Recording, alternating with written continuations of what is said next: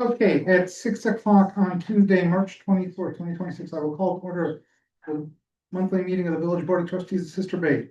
Roll call. Harv. Champo here. Thompson here. Val here. Berto here. Believe we got White online. I don't see her yet. Okay. She had indicated she was gonna join remotely, but Yeah, I'll keep looking for her. we will go on there. So before we go to the agenda, I just wanted to acknowledge something here. This is going to be the What? last meeting. No, Bridget's on board. Okay, Bridget's here. This is Kurt and Denise's last meeting as trustees.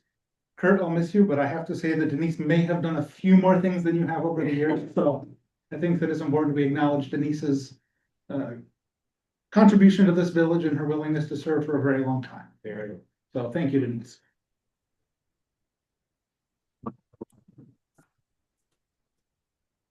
And thank you too, Kurt.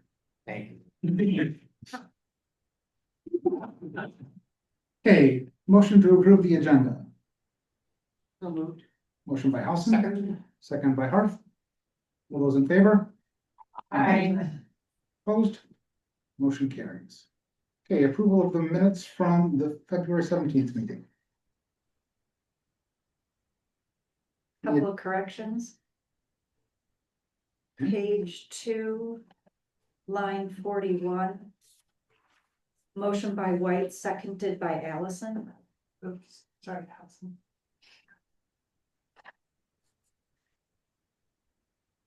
And page 3, line 24. Geotechnical engineering services is just missing the letter. That's all I have.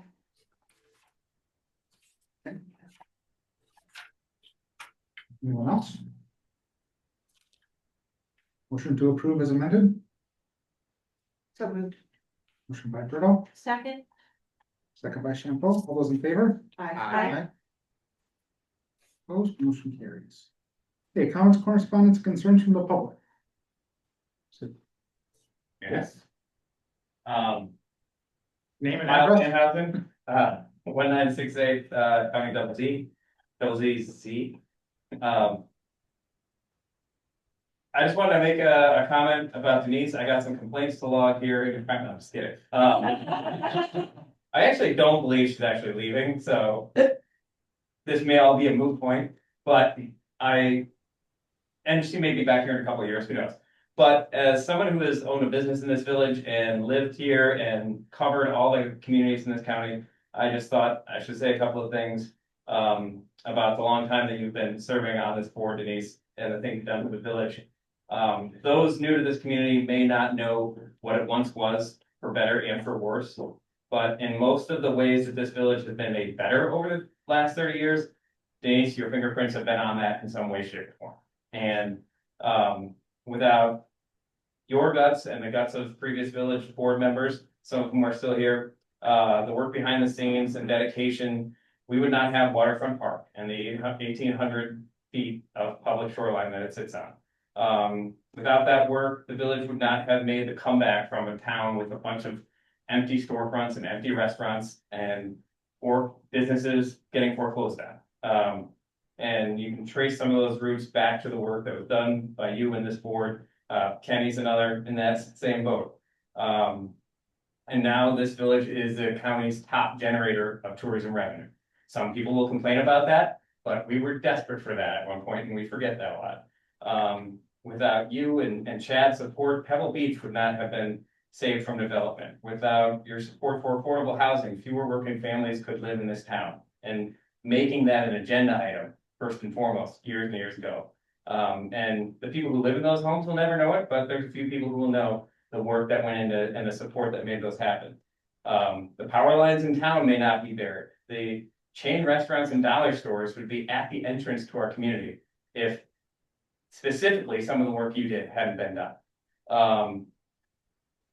Your attention to detail on some of those things. The minutes are gonna be more error prone. Oh, for sure. Yeah. And if you showed up to Sister Bay today, you'd think it was always this way. But I remember as a business owner and resident, watching people move away because they didn't think there was a future for them here, that there wasn't gonna be jobs for them here. The anxiety and the battles and honestly the bravery that it took to stand up and tell people that these investments in your community were worth it. And that's not always easy.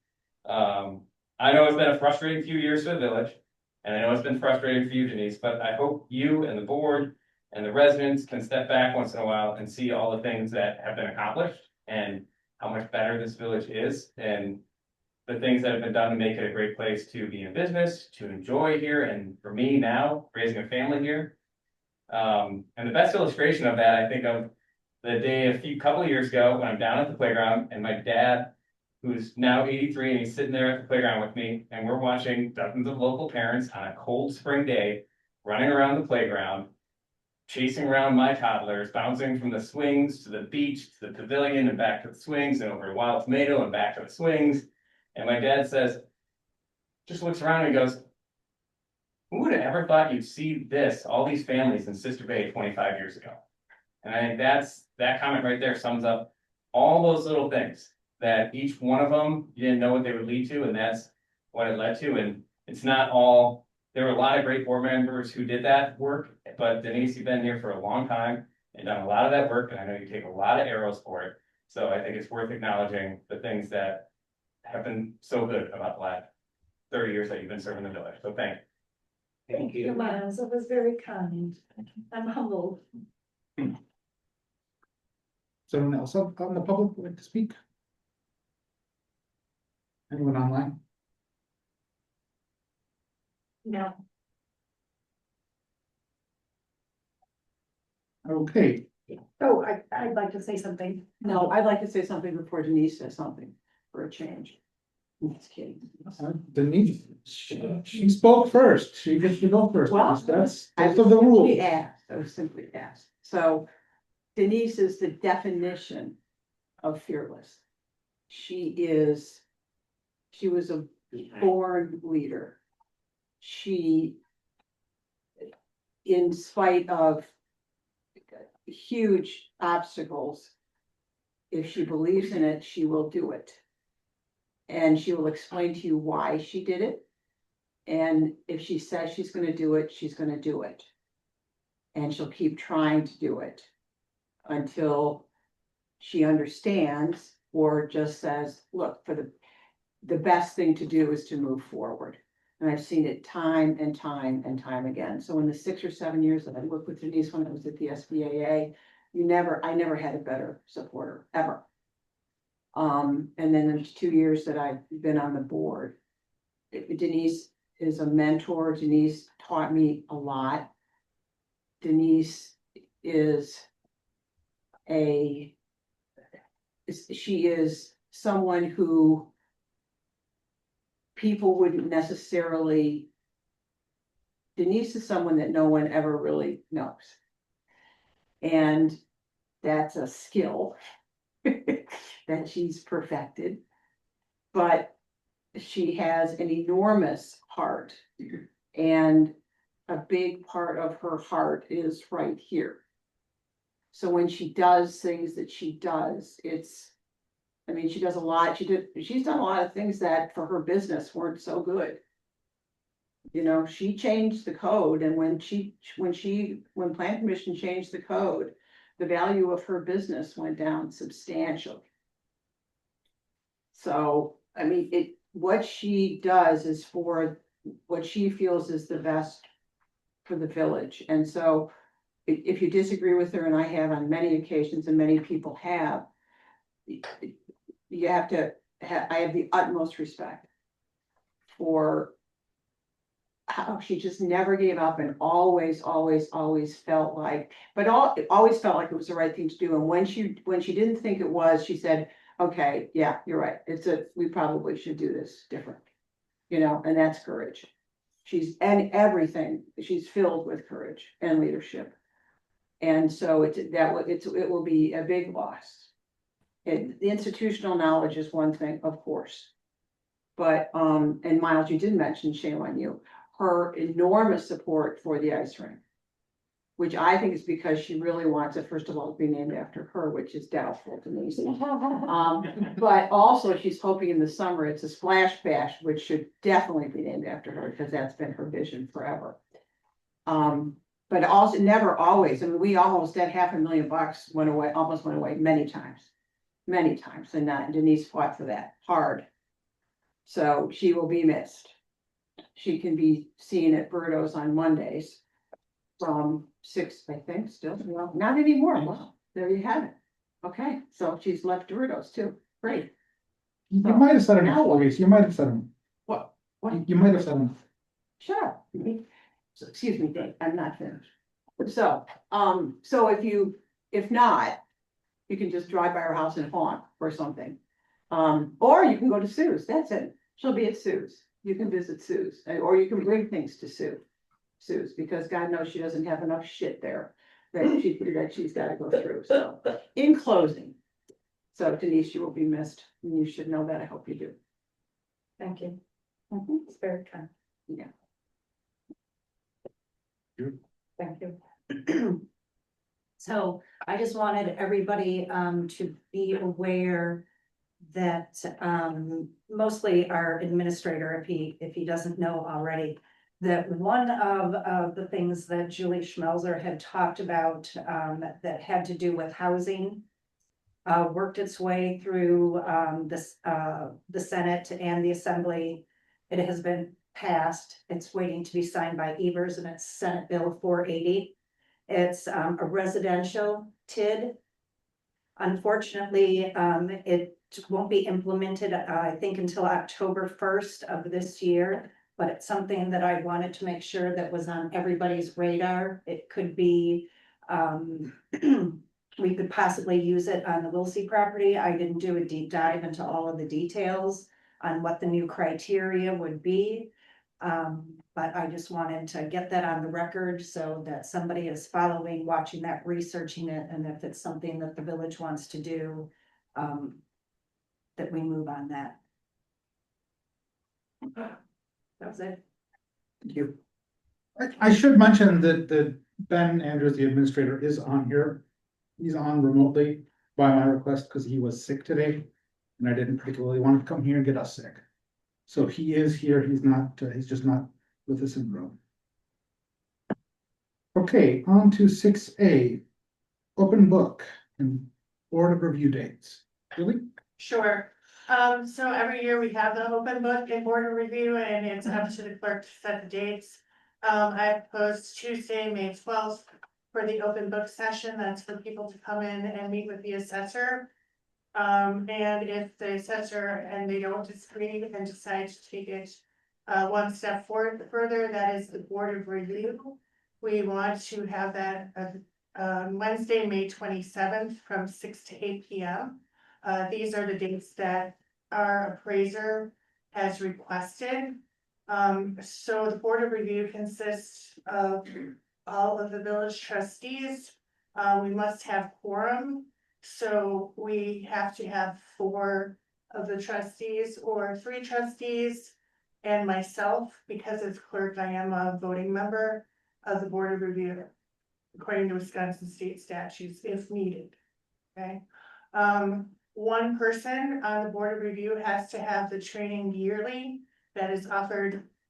I actually took the training, but it's also good for the trustees to take the training, because if it gets to a board of review, it is actually a hearing and there's protocols that have to be followed. So I'm requesting that the board approves the 2 dates that were mentioned. And the 12th is, the open book does not, we are not meeting for that. Not at all. It's just No, that separate is, public. yes, that is the the 20 assessor and the public. It's over the phone as well. Okay. So the 27th, and you said 6 to 8 o'clock?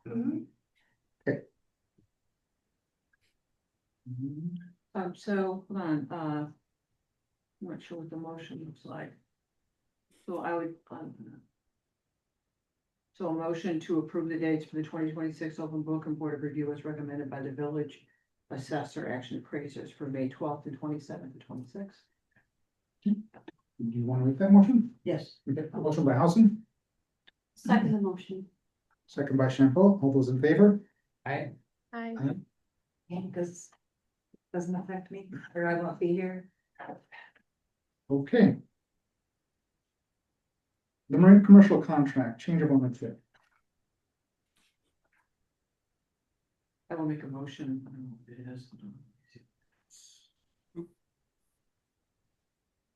Does everybody understand what that was about? Yeah, would you like any background information on that at all?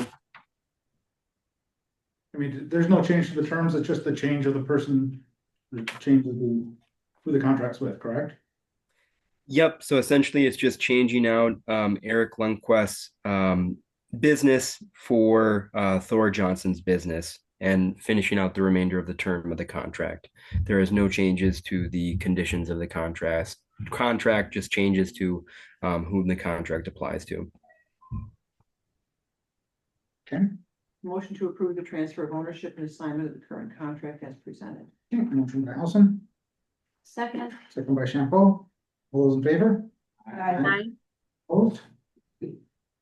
Motion carries. Village appointments. So we have an open spot on the Board of Trustees.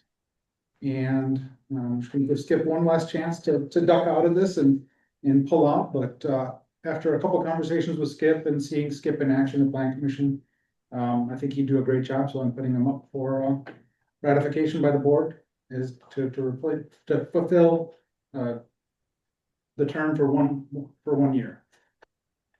I couldn't be more in favor of this appointment. Skip has been a godsend to Plan Commission, is diligent, does the deep dive into the code, into what comes before the Plan Commission. I respect him. He does his homework, and I think he will be fabulous on the board. I will make that motion. By Berto, Second. second by Housen. All those in favor? Opposed? Motion carries. Welcome aboard, Skip. Yeah. Okay, Does current, that mean that he comes and sits at the table? no, it's gonna be the next meeting, Next actually. But I appreciate that Skip has been here for the last 2 meetings, so you will hit the ground running. Okay, current administration building impact on the road reconstruction project. Ben, I'll let you run with this. Yeah, so this has been an ongoing discussion both at the village board level and at the Parks Committee meeting. Most recently, the Parks Committee evaluated the appraisal report, which came in at around $248,000 for the current administration building. The Parks Committee did discuss the different alternatives that were associated with the street project, and that they made a motion to recommend to the village board that the administration building be demolished or otherwise removed from the site, allowing engineering to proceed for the triangle reconstruction project, including the maximum parking provision. The motion carried there. I did include some background information about what that recommendation would mean for potentially demolishing the current administration building, and what some of the other estimated demolition costs were for the former public works building site. And then there's also different considerations that would be in effect about where staff would work, and what the timing would be for the street reconstruction project as well. But overall, the different alternatives besides the recommendation from the Parks Committee meeting would also mean maintaining the current village administration building, which would mean either the sale of the building or maintaining it as a current village asset. Otherwise, there could be additional information sought. Otherwise, this could be continued at a later meeting. So with that, opening up for discussion regarding the street project in relation to the village administration building. So I was opposed to this at Parks. I think that the other viewpoint was, I understood it. I didn't come to the same conclusion, but I understood the logic behind it. I think we should try and save this building, and parking isn't worth it, but that's not what everybody else thinks, and I think there's some I understand why they think that. Go ahead, Patrice. So I'm very much against demolishing the current administration building on a couple of levels. One is, it is part of our historic triangle that we're trying to preserve. It is a historic building. It is not worth tearing that down for to make it some parking lot. Parking primarily who will serve Lure, Roots, and Husby's. Also, that's a real big thing for me, is that it's gonna interrupt the historical triangle. The funds that we can get when we sell this property can go toward the village hall, which desperately needs money to fix the ceiling and fix a whole laundry list of other things there and to preserve it, which the village residents do want to do, which keeps being put on the back burner. So I am totally against tearing it down. It'll be, it's not gonna be good for our history. It's not gonna be good for aesthetically for that part of Sister Bay that we wanna make very special. And I'm hoping that the board does not go forward and tear it down and make it a parking lot. Thank you. Thanks, Patrice. Louise? I did vote in favor of it at the Parks meeting, and for 3 reasons. First of all, there is some uncertainty attached to selling it. And that is that whomever would buy it certainly can do what they want with it, including tear it down. Yeah, we could put, some conditions on that, I suppose. Or if they didn't and they rehabbed it, then that would require, chances are, if it's a business, it would require more parking. So the uncertainty piece of it was part of it for me. The other piece that I just want to make sure everybody's aware of is if you look at the map that's in the packet and you look at concept 1, and that's the building administration raised. So in there you see Maple Drive, and this is I'm looking at Maple Drive and the corner of Maple Drive and Parkview Drive. So this would be the opposite end of where on deck is. So as we discussed, that is going to have curb and gutter. It currently does not have curb and gutter. So the people that live in the homes that are there kind of park wherever they want because it's gravel. And the Razor House, the Lindenbergs don't have garages. So when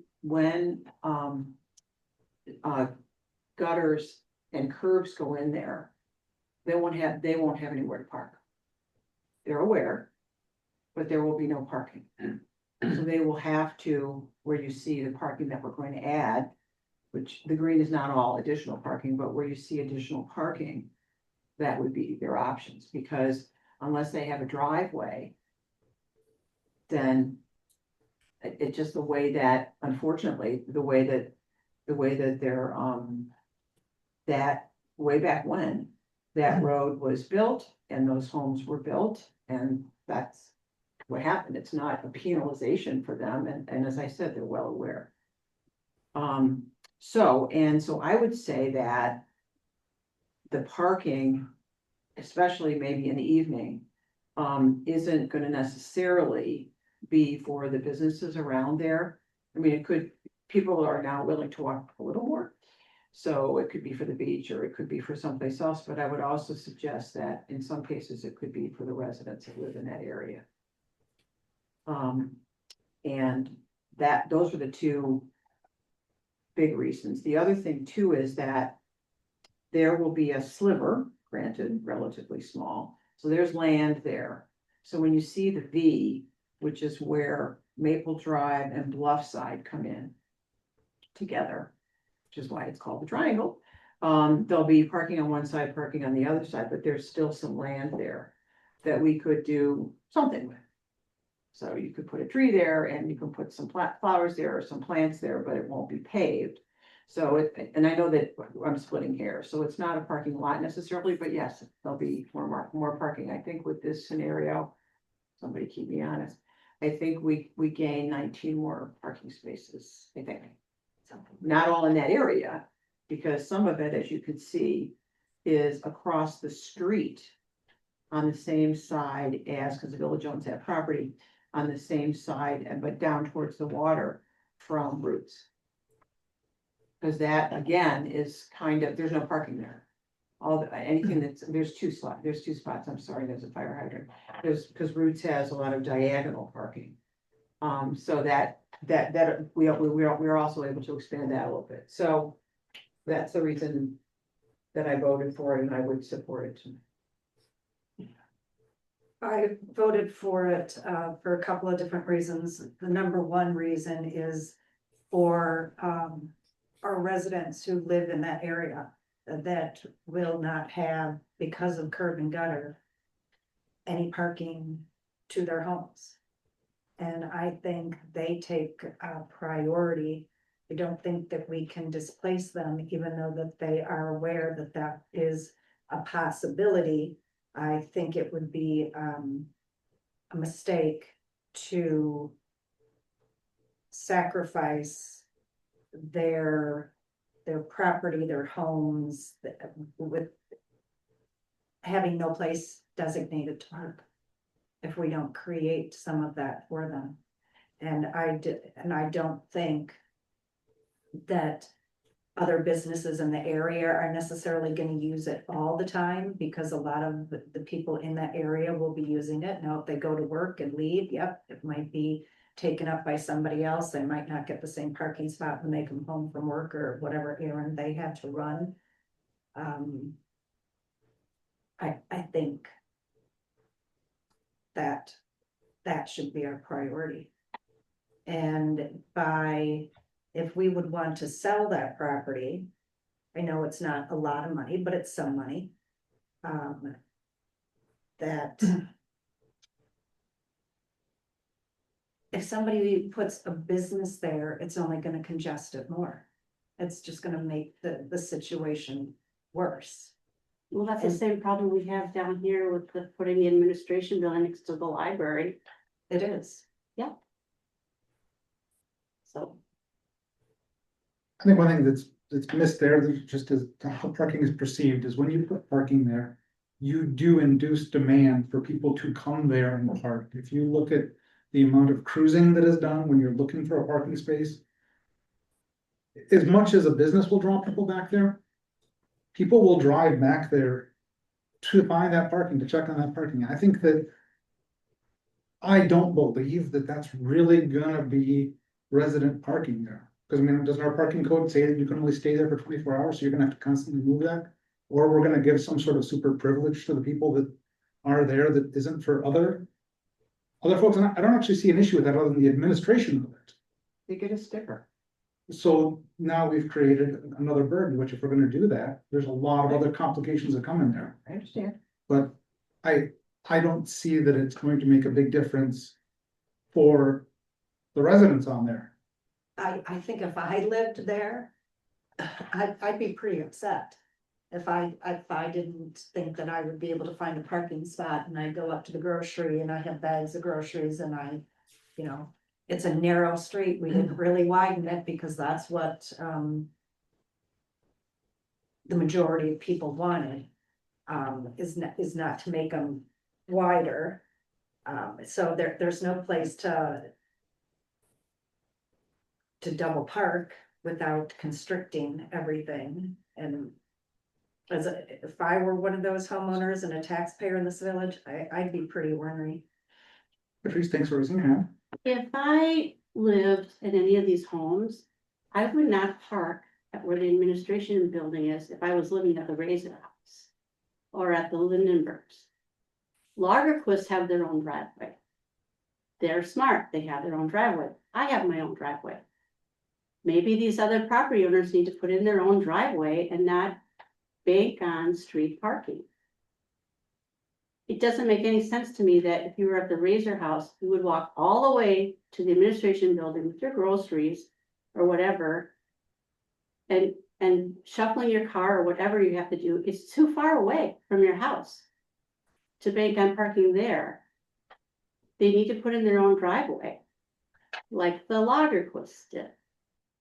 Well, I don't think the Lindenbergs because they're on the bluff. And Lagerquist did it. The driveway goes up a little hill. their hill is smaller than.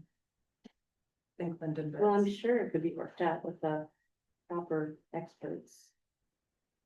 I would say though, and remember the Razor House has 4 apartments, I think it's 4, maybe 5.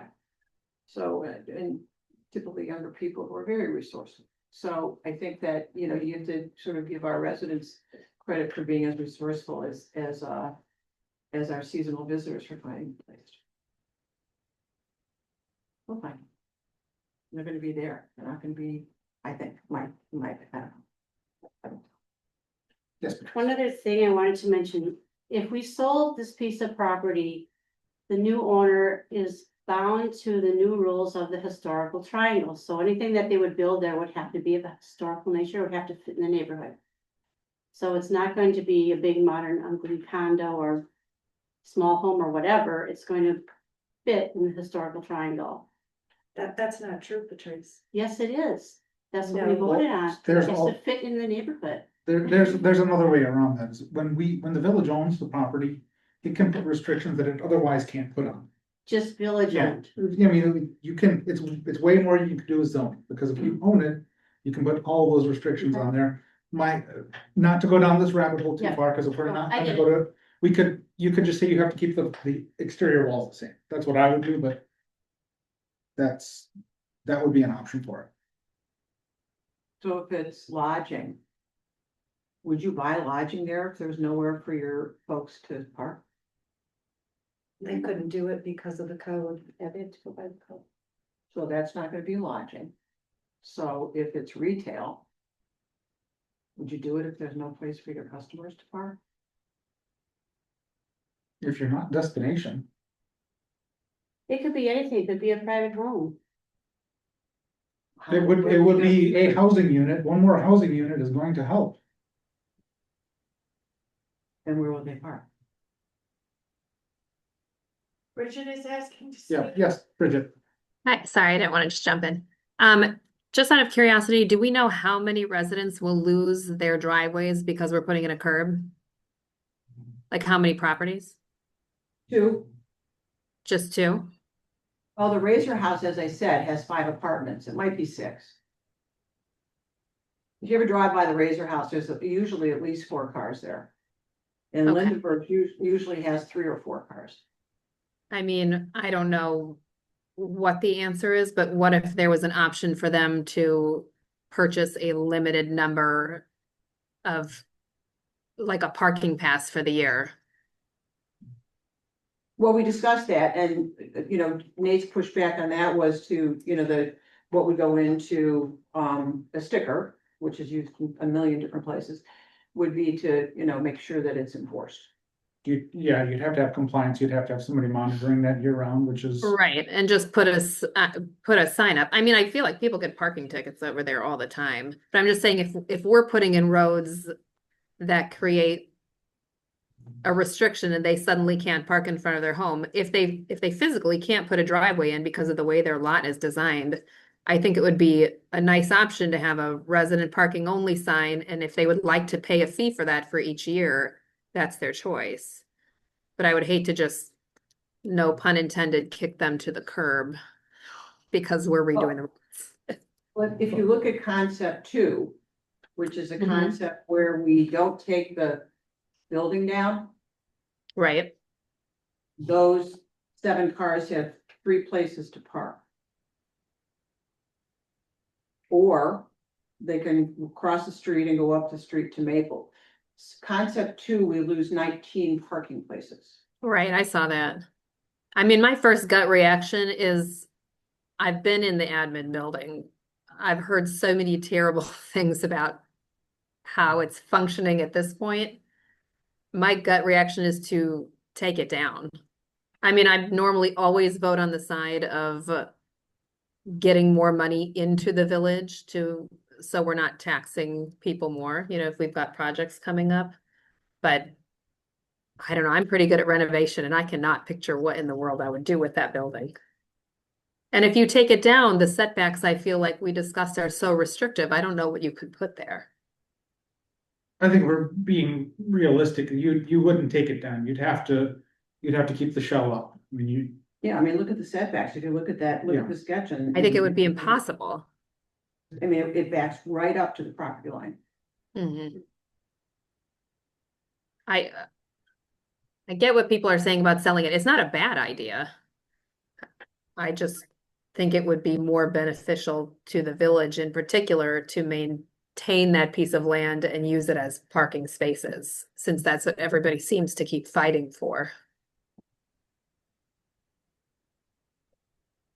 I think there's some people that think we have a parking problem here. I don't believe that. I firmly don't believe that, but I know I'm likely in the minority on there. I honestly don't think we have a parking problem either, but we're talking about this particular part of town, this particular segment of town, and for the reasons I mentioned. Yeah. I think it's practical and makes more sense.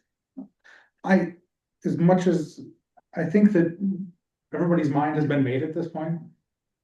I don't think that we're actually, I think all the information is out there, so I do think we should vote upon this at this point. If somebody wants to make a motion, the affirmative or the negative. As much as I'd like to see this saved, I'd also like us to keep moving and be productive. Hold on, I gotta find the motion, one second, sorry. See. I move to approve the demolition or otherwise removal of the current administration building from the site. Okay, motion by Housen, Second. second by Bertle. Okay, roll call. Harf. I'm for taking it down. Okay, so yes. Shampo, No, Housen, Yes. Bell, no. Bertle, Yes. White, Yes, okay. Motion carries.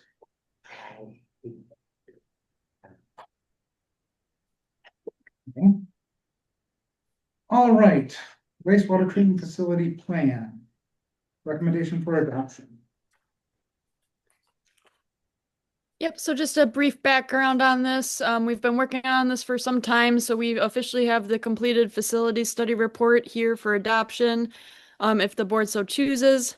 And then also the recommendation that came out of the Sewer and Water Utilities Committee on which option to pursue out of the facility study was to direct staff to pursue discussions with the other Northern Door communities, including Fish Creek, Ephraim, and Bailey's Harbor, on the potential of partnering on a regional sludge drying facility, but also holding the understanding that if an agreement cannot be reached between all parties, that the Sewer and Water Utilities Committee would then recommend that Sister Bay pursue the reed bed installation to service Sister Bay alone.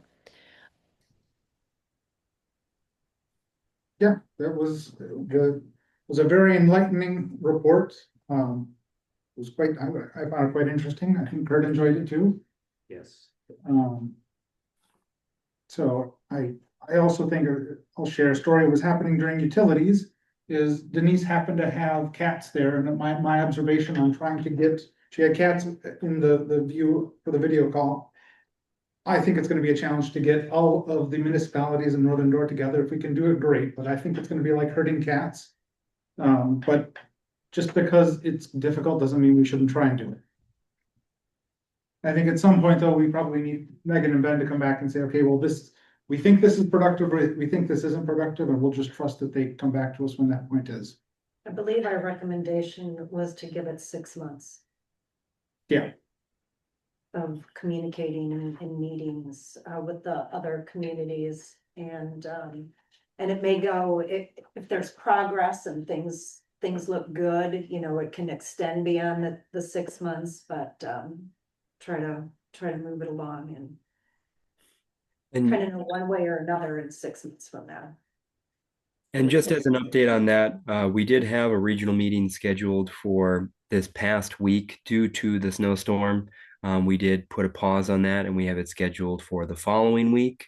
So this upcoming week, where we're going to be sitting down with some of the Northern Door communities to have kind of the kickoff discussion to this as well.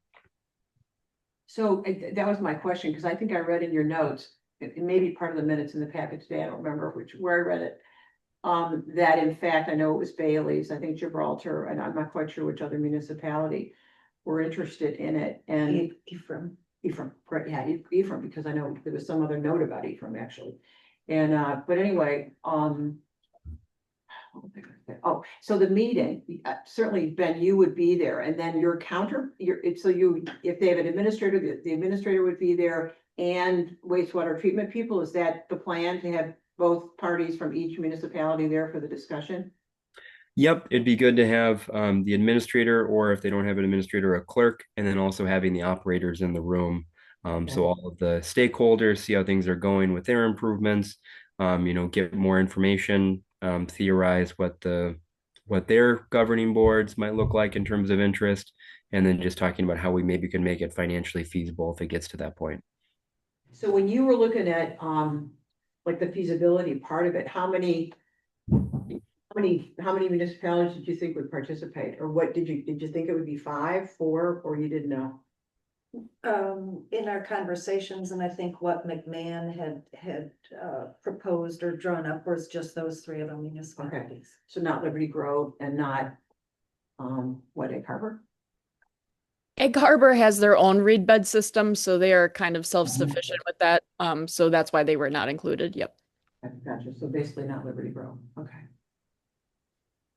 All right, yeah, great, I'm super glad, I wish we did that more often, it's great. Okay, what, we have a question from the audience. Yes, Question, have anything, does it affect the rates? Or hasn't it gone that far? I mean, we have to figure out what we're gonna do before we can tell you what the rate impact's gonna be. Okay. I mean, the dryer option is. I know there's a big difference in price. Yeah, there's. Yeah, but no, we don't have enough information to say when it's gonna be at. Yes and no. That's true, what you're saying. But when we also sat down and did a rate study with Robert E. Lee and our auditors, CLA, they had proposed something and we modified their proposal, and there was a 15% increase this year or last year. And there's gonna be 2 15% increases and 2 6% increases, trying to, no matter which direction we go in, we're trying to build this in and accrue some money to have additional cash to go towards whatever project. So we've kind of done that, although they have not been adapted, just, I don't think we adapted the 4-year plan. I can't remember for sure, but we have already started, started to incur some additional increases. All right. And I think, I could be wrong, Denise, but I think I'm right that that's the case, I think it, with every municipality as well, village, city, township, in terms of increases. Can't hear a word you just said. I think that increases, for utilities have been common, whether it's a town, a village, or a city here. I don't know outside of Door County, but having talked to other residents in other places, it's what's happening. Doesn't make it right, but just because somebody else is doing it, but, you know. Okay, I move to adopt the facility assessment feasibility study and long-term planning for the wastewater treatment plant facility as presented. motion by Berto, Second. second by Harf. Those in favor? Aye. Opposed, carried. Non-potable reuse system, expansion tanks, wastewater treatment plant. So background on this, we were going to upgrade our non-pot system, and then we discovered that the current tanks that we use for the system, the expansion tanks, are no longer available to just replace the bladders. We found that they have damaged bladders inside of them. So now it's just a full scale replacement on both of those tanks that is required for us to use the system. So this is coming out of replacement funds for the wastewater treatment plant, since it's something we already have. It's capital that's just needs to be replaced because it's damaged. So the quote is in here as presented, if there's any questions. Just point of confusion for me. I know it's coming out of your fund, but was the fund budgeted to do that? Because you said that you were. We're required by the DNR to put in X amount of dollars every year into the Okay. replacement fund. All right. So it doesn't have to be for anything in particular. Okay, so it was there. Yeah. All right, thank you, Meg. I make a motion to approve the quote. Motion by Berto, Second. second by Housing. All those in favor? I, I, Opposed? Motion carries. Okay, 6G, bylaw review, trustee bylaws. Okay. So we're coming back to these after we started the committee bylaw review last month.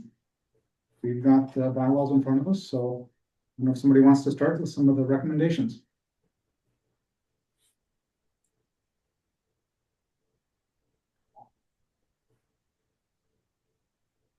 Anyway.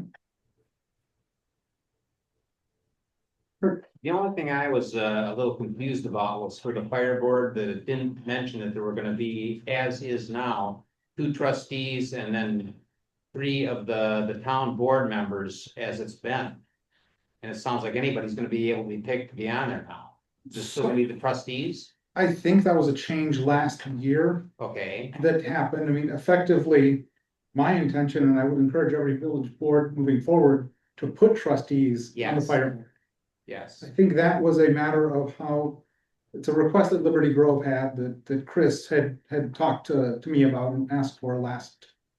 Well, it was maybe even before last summer. It was quite some time ago. But it was related to something the town of Liberty Grove wanted, and I believe that's why it's that way.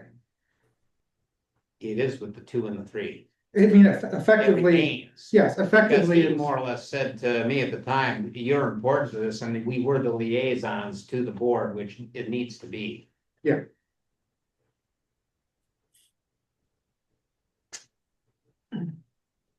But keep in mind that anytime there's somebody that, for committees that is not necessarily a board member, the village board still has to vote on that.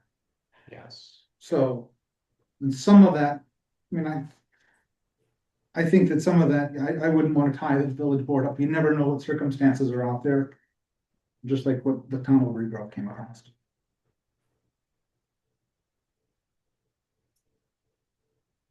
So, Well, if nobody has anything, can I just go through all the stuff that was in the November packet?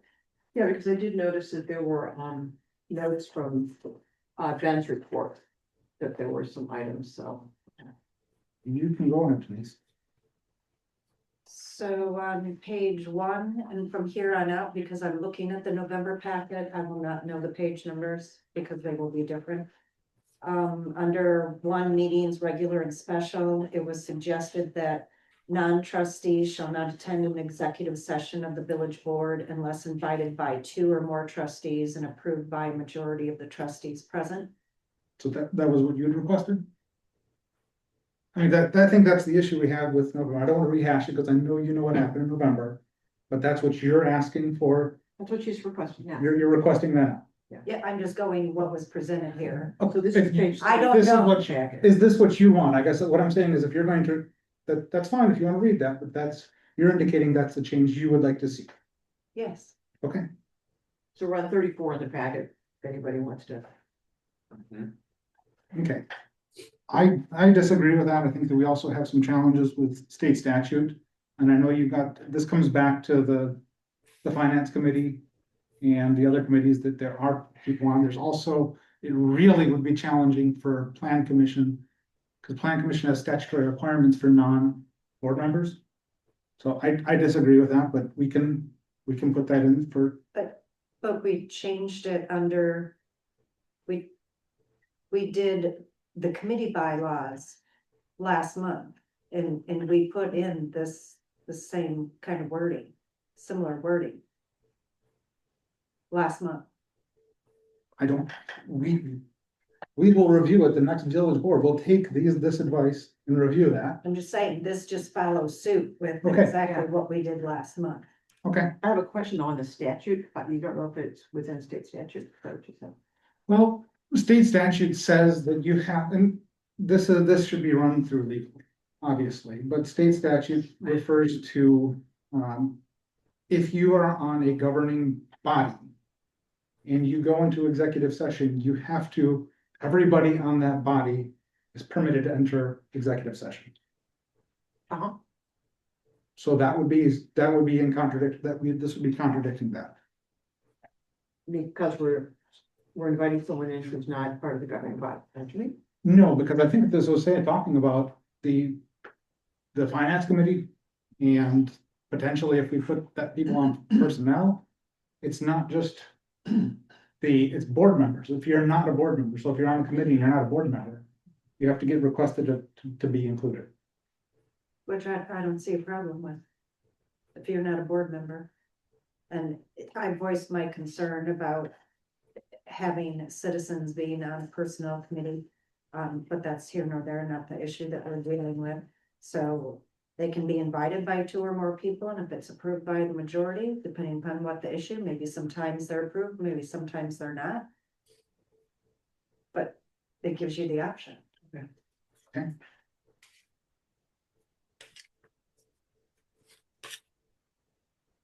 Under item number 6, agenda. That even though we have done this, in the past, it wasn't really in, the bylaws. That any 2 trustees may request an item to be added to the agenda. Yeah, we've done that in the past. Well, it's not actually in there. It's something that I've always honored. That's what I'm saying, Because- it wasn't in there. Yeah, I think we should put some limitation on that, and that being timeline. I don't think that we should have trustees say 3 days before a meeting, I want this on there. I think we're not giving, it's not fair to staff. No. And I think that we should be saying, I would think at least 1 week at a time. That's fine. And do we want to say 5 business days? Just in case it's on a holiday and all that, effectively? Sure, fine. Sure, that's fine. Okay.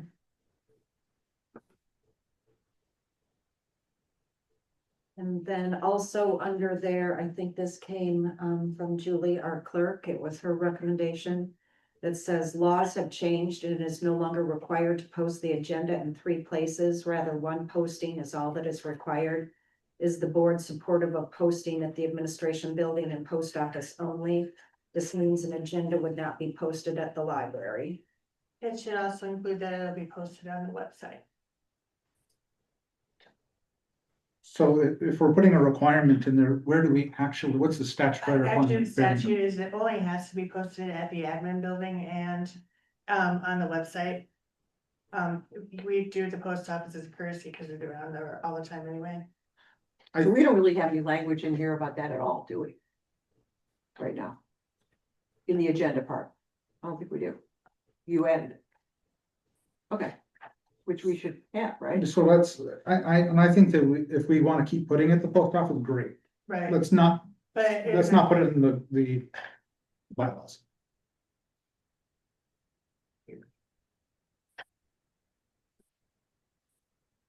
So we're gonna say that it's.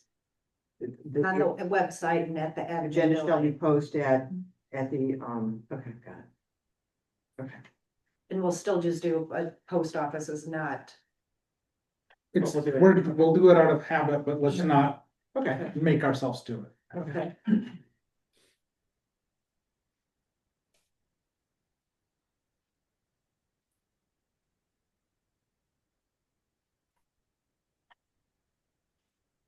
When we get to the name and type of committee or commission and its membership.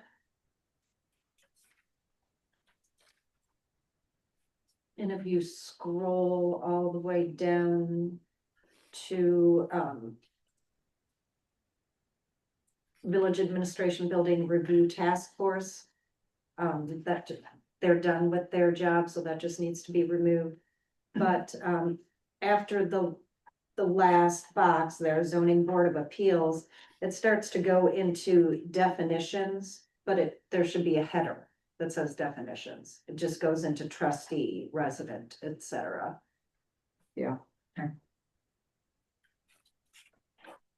At the end, or does it go at the beginning? At the end, I guess. Okay. Never mind. After the table. Yep, okay, sorry. And I think that we should define what a meeting is. I did not come up with specific verbiage for that, not knowing how the conversation would go. But I think we should clarify what constitutes a meeting that people can get per diems for. And I don't know if that's something that we would want to ask Randy for a quick rundown of his recommendation for that, or So you're saying in per diems wherever that comes up in here, you're not citing a specific location? I think it was. Oh, that is. well, I think we're under definitions. I think meeting should be a definition, but what is the definition of a meeting? Which then parlays into the per diems. So I'd say a meeting is where you're conducting village business, but I think that's very broad. So, okay, let's have Ben do some research and have. I mean, would it be something that was publicly noticed or something like, I don't know, but then. Yeah. Yeah, we can certainly do some research on it. I do know when looking at it, there was a resolution that was passed regarding the expenses of trustees that might align with the definition that you're looking for within the bylaws. Yeah. If we scroll down to ex officio, it was suggested that we add the words shall mean. And then it goes on, the village president. That makes sense.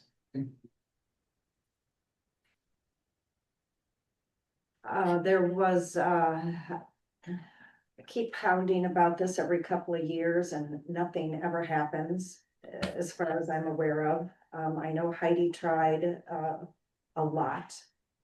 But our new board members are supposed to take NIMS training. I did. You did too, right? Yeah, I've done the NIM training. and Year after year, other people have not. How often do you supposed to take it? I think you can do it Anybody? online. Heidi So- will set it I went all in up person, at one but- point in time. I would say that doing it online is not very meaningful and I don't know how long ago it is you took it, but it is. I took it when it was in person. Yeah, I mean, so I went to it both times in person. They still offer in person. Sturgeon, you've got it, it's, Search it back, but I mean, it's every so often Sturgeon Bay. I don't think it's worthwhile to go to the online. I think that the in-person. Honestly, the 191, which I did this year finally, it really didn't help me. The other one that I did take that was far more impactful was being in the room with a lot of folks down in the county. So I knew who to talk to, so that when I was dealing with things around New Year's, I was talking to deputies that I actually knew who they were and all that. That part is valuable. I don't actually think the NIMS training really does anything. It is so regimented by DHS right now, like you have the instructor saying, well, I can't edit this slide. I'm not supposed to tell you this because they have got to follow that script so much. that happened. But, so this is a matter of enforcement, I think, and that's a matter of just discipline and report and enforcement, because it says within 1 year, each new trustee should requirement and go. So we should find out when the next one's coming. And this is not a village thing. I mean, Yeah. we didn't I know, create I got you, this. yeah. So we should, with having 1, 2, 3 new ones coming on, we should put it when the next one's offered. Well, the other thing is if we do it. If we reach out to Jeb will get them scheduled.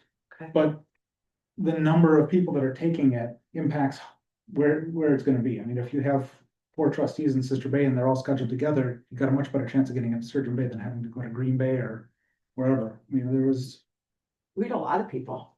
there's people from Manitowoc, Sheboygan, Calumet. I had somebody from Denmark at the last one, So just, Okay.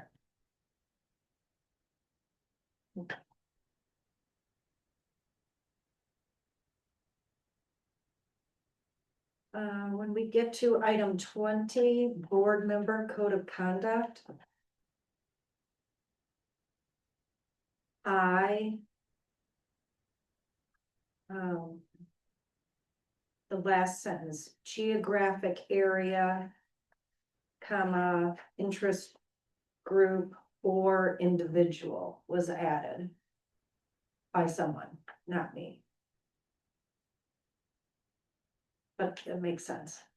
It's a simple change. so you're saying 20G, Fine.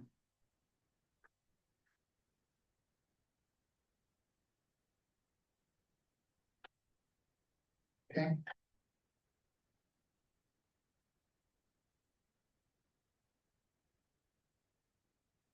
And then at the end of 20, no one trustee shall have the power to request staff to create documents or incur charges. Should be added somewhere. Number 2, trustees are not to engage in communication with consultants, contractors, or subcontractors without the administrator present or consent of the administrator. These are also things that we added to the committee bylaws last month.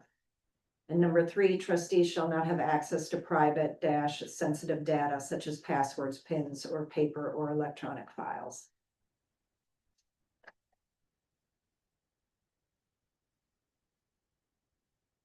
Should we? I'm looking at number 1, no trustee shall have the power to request staff to create documents or incur charges. Do we say put language in it that says? So, because in the others, it references the administrator. So do we reference like without consulting or without, or, but instead should work with the administrator, or is that not necessary? I don't know. I mean, I I mean, think, it's pretty clear, I get it, but if not, then no. So I think Administrator. the Go ahead. intent, oh, sorry, am I okay to speak? but Yeah, so I think the intent is that it's not coming from, you know, an individual board member outside of the function of the whole. So it would be the action of the whole taking the actions to incur any cost. Okay. and then at that point, I mean, shouldn't we be saying that no board member shall direct staff individually? I mean, isn't it even more basic than saying not to just not make a document or incur charges, but I mean, when we speak, we should be speaking collectively as a board. Anybody else feels about that? I mean, it's changing a few words that it means the same, but that's all right. Yeah, that's fine with me. What if it's in the capacity that you're the head of a committee and you ask for something or do something that's pretty basic? Does that still need full board approval? No, but then in that case, sorry, I think you'd go to the administrator, Yeah, you're gonna be, you'll go through the administrator, Right, okay. sorry. I mean, and we can put that in there also if we want to define it better. Committee chairs, you know, can work with the administrator, to request certain things, as long as they're working with the administrator and they're aware of it. Because things come up if you want to prepare for a meeting or Right. just, or a certain agenda item. So we could add that. I'm just thinking about it in terms of. You've got a committee chair, I'm thinking about the extreme cases, because that's really what this comes into play, for. The 90% of the time, this isn't gonna come into play.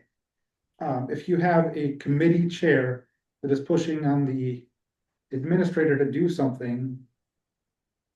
Do we wanna make it codified in our bylaws that they can do that? We really, I think whenever possible, we should have make sure the authority is coming from us collectively. In practical matters, the administrator is gonna do what a committee chair wants because they know that's generally speaking what the village board is looking for.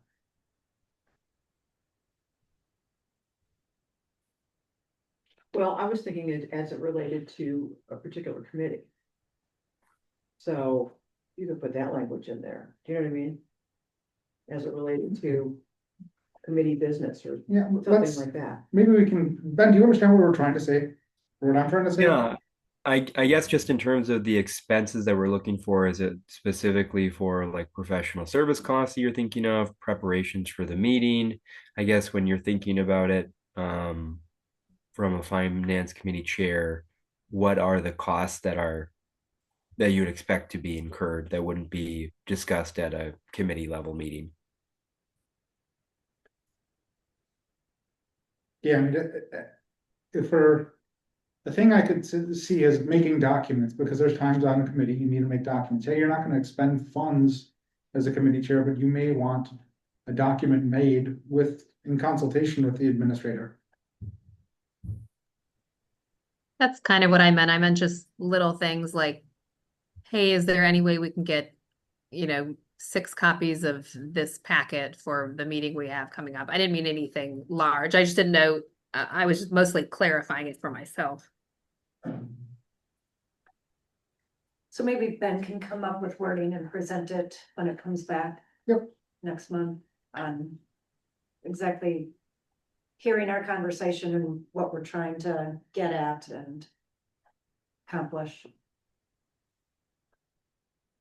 So Ben, are you clear on that?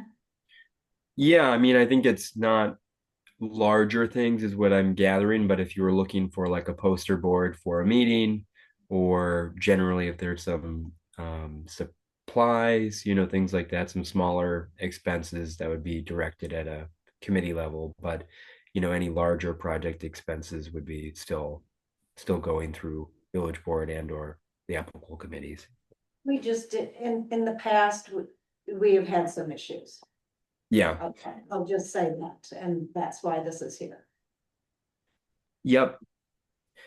We can, we can do that, but I'll write up some language based on the discussion and go back and have it be included.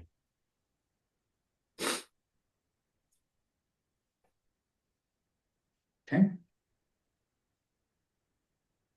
Are we good on those 3, or were there other?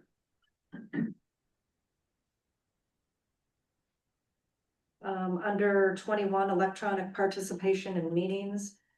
I think this came from Julie also. Please identify whether executive session will be allowed via Zoom. I think that we concluded a couple meetings ago that we did not want that.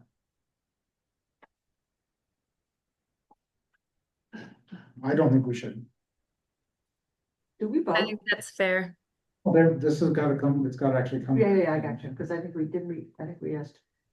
There was no vote on it, you No. have to come back. Okay, and say. gotcha, okay, right, gotcha. So the consensus is no. I would agree with that, yes. Yeah, that was, All right.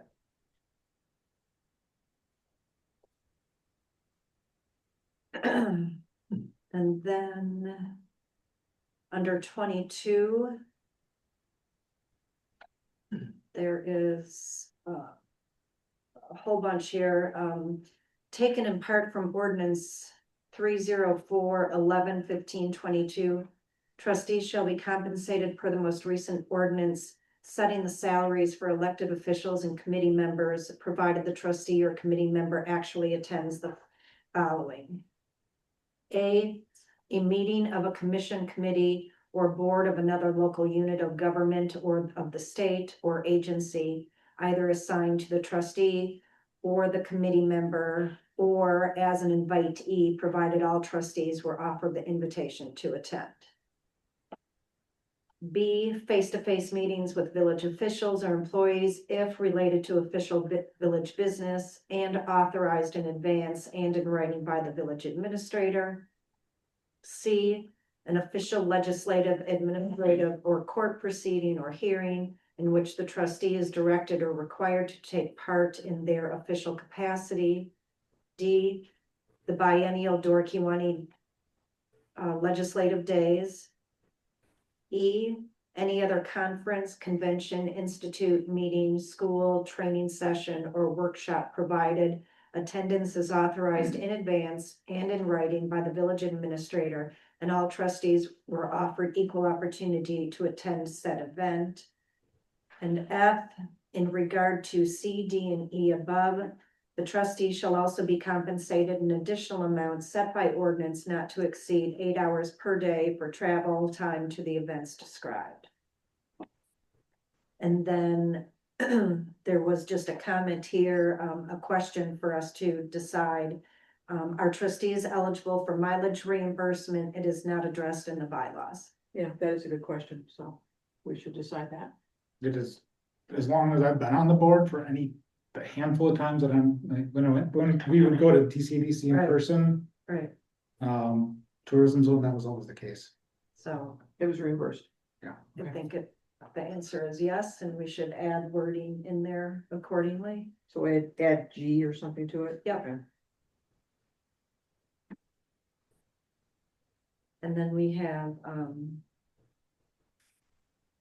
an additional, number 24, rules and conflict. If any adopted village ordinance, resolution, policy, or part thereof is in conflict with these bylaws, said bylaws shall prevail, which is on almost all of our stuff. Mhm.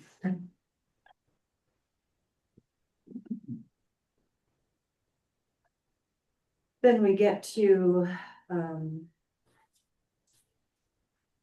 next set. Oh, no, that's the committees. Okay, that's it. Okay. All right, we'll bring this back. Okay, 6H, monthly financial report and appropriations. I did have some questions. I'll start by making a motion, we pay the bills in the amount of $383,983.15. Motion by Bell, Second. second by Hart. Okay, thanks. Looks like we had a spending spree at Amazon this last month.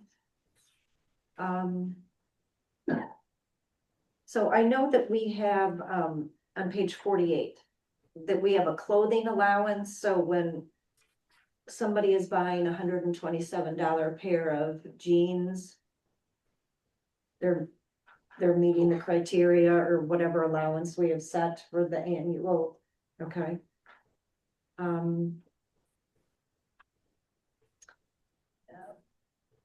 So my question is also on that page, we paid $100 for broom ball shoes. Why would we be doing? I also had that question. There's a whole list here. What page? 48, 48, hockey tape, hockey helmet, broom ball shoes, hockey pucks, and I don't know what a Piney's is. That's for the ice cream cards. They probably rent them. Am I right? I believe broom so. ball shoes? I don't know. I honestly, I don't never know. remember them renting broom ball. I don't know. I had to buy broom ball, We because have- I know they are that much.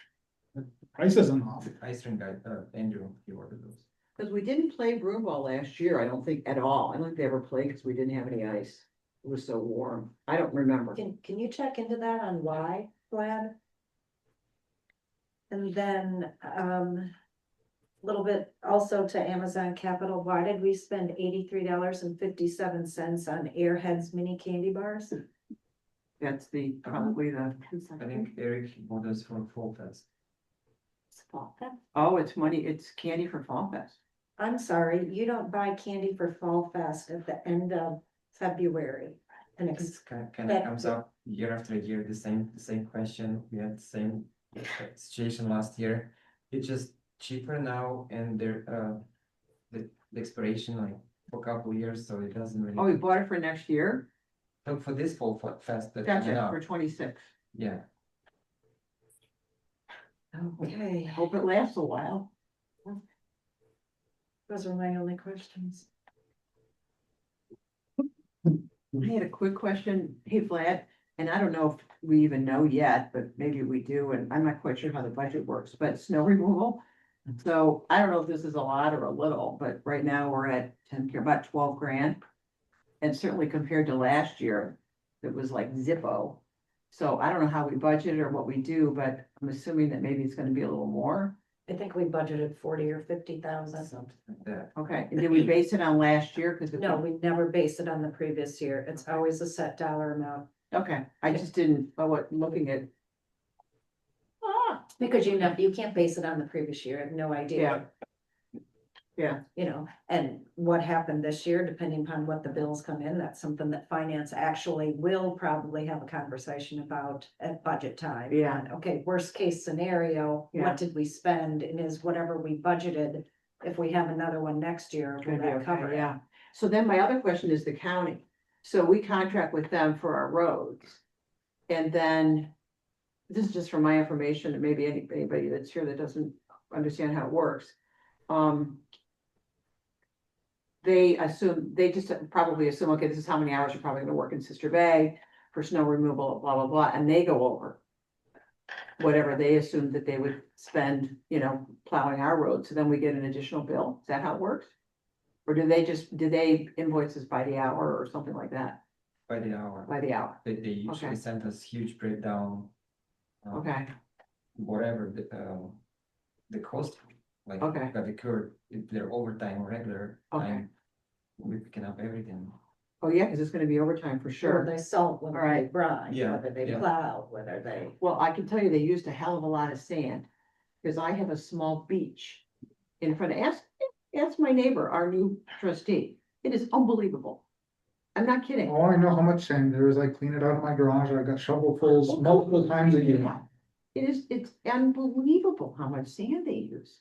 But that is in lieu of salt largely. Well, I'm glad that about As that. much as I hate that sand, but Yikes. okay. Like to see this. Can I ask a quick billing question? Yeah. Everybody else might already know this, but on page 46, all of the audit billing, what is that?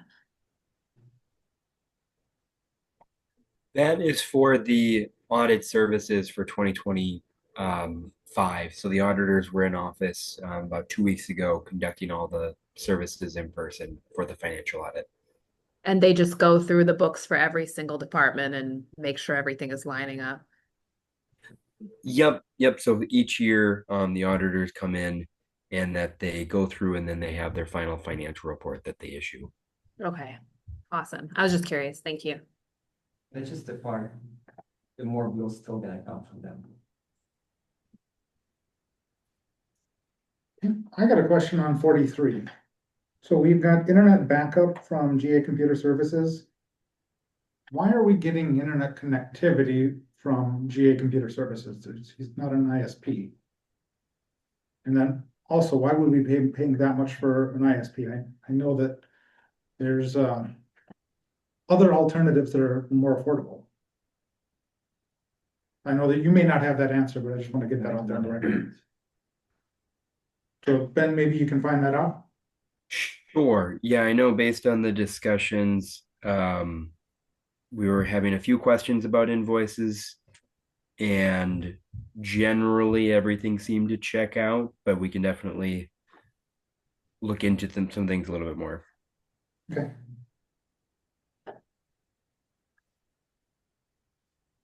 So maybe I just don't know how much stuff costs, but is $600 a lot to pay for a 50-pound bag of slip knot ice melt?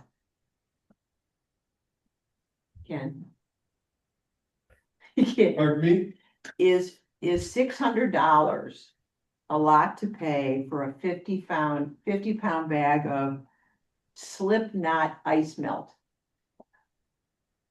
$600 for a 50-pound bag? Yes, I think that's a little high.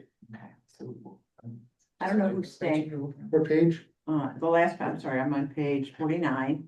Okay. And it's Stangl, I'm not quite sure who they are, we probably contract with them, I'm not nitpicking, but I am, I guess. We also, that could be, let's give Vlad a chance to do some digging on there, not, we shouldn't expect Vlad's gonna know every you don't mind. No, I'm just, again, it's just. But I think pointing out. maybe we could find that out for parks, that's probably getting caught in the Good. streets. Sure, Yep. Maybe, let me just look it in. It could be more than one 50-pound bag as well. It could be quantity 50. And it just got cut 50 off. bags. 50 bags, there we go. That's, That's a little better. Yep. Okay. Gotcha. There's also there's also the salt shortage right now, so it might have needed to be individual packs that were bought versus having it be the larger quantities right now. The 'cause salt shortage. I bet there's not a sand shortage. Yeah, There there is probably is actually. not. You know what? They're using sand like they used to back. Well, we should before. use that sand and put it on our beach. making concrete. That's what they're. Sand doesn't heat up your car like salt does. I know. I like sand. I have nothing against Okay. sand. Okay, any more questions about? Financial report, otherwise we've got a motion. And there's numbers. There are a second, okay. All those in favor? Aye. Hi. Opposed, motion carries. Okay. Staff reports, any questions? We need to correct this in the future because there's been multiple reports that talk about Mill Street and it's. I had the conversation with Ben Miller. today, Ben has already heard it today. Okay.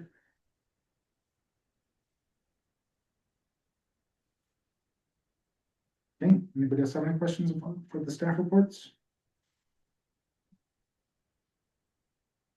So one thing I just wanted to add, just as part of this as well, is I just wanted to say, great thanks to the street folks and to the utility folks for their hard work during the blizzard as well. They put in many hours that were outside of the scope of their work, and everything turned out great. I know that people feel a lot of ways, and we tried to get everything done within the amount of time that was there, but just wanted to give a shout out to the team for all their hard work as part of it. On a second note of that, Door County Emergency Management reached out regarding potentially being reimbursed for any of the overtime and for the vehicle expenses for that emergency declaration. So we're going to be coordinating with them to see whether or not we can get any reimbursement for the village for the time that was spent for that. Okay. Yeah, I think we were remiss not saying that initially, but I mean, there was a lot for everybody. And I don't know if you guys caught that we did declare an emergency for it. That was largely the reason why. Yep. Is for funding. I mean, the county never did plow our road, but the village did. So the county did something. I mean, I'm sure it was an oversight, but I live on a cul-de-sac and they went to one end of the cul-de-sac. But not the other end. And I'm not worried about me, but my neighbors. Yeah, right, the neighbors, yeah. So I hiked through the snow and I said, they haven't called me. If you need to get out, you're gonna have to call 911, Mhm. unfortunately. Mhm. But then the village took a lot of effort to plow with their smaller plows, which are usually more than adequate, but that was obviously an outlier for a storm, so, yeah. The parks and the utilities, people did great for us. Thank you. Okay, committee reports. Any questions on them?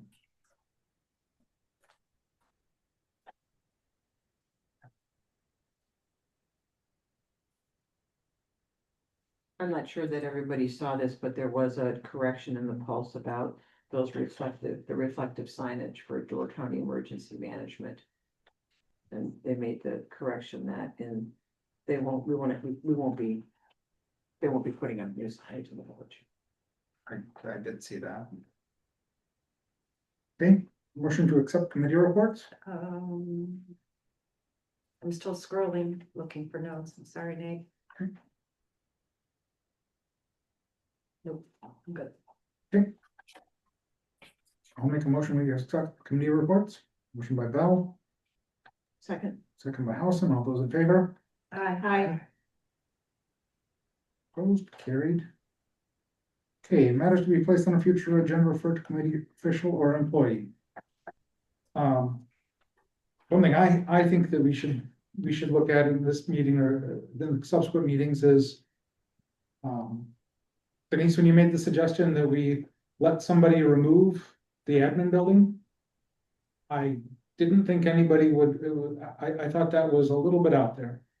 I've heard from at least one person that said, what are you gonna do with that building if it gets torn down? So I think that we should frame a request for proposal, ask Ben to come up with a request for proposal and bring it back and, you know, maybe for April, If somebody wants to move it, you mean? somebody wants to move it and what that We would look move like. plenty of buildings around here, so. The observation was it's not that tall, so maybe you wouldn't have to raise the power lines. Yeah. So. Ben, if you can bring that back for us and come up with an RFP. Or whatever the process would be to start that, I don't know if the RFP is where we would start. And that would be referred back to the village board or to another committee. We wanna have that go to parks or do we should, That's a waste of time. Yeah, it is. okay, We're just gonna say yes, that's, I mean, we'll just bring it back to here then. why do we have to do an RFP? So it's fair. For, So everybody It's- can go come in and say, yeah, well, I want, okay, got it, all right. oh, well, I'm a friend of Nate, so, you Yeah. know. No, I got it, okay, that makes. It'd be an apples to apples approach when evaluating. Okay, sure.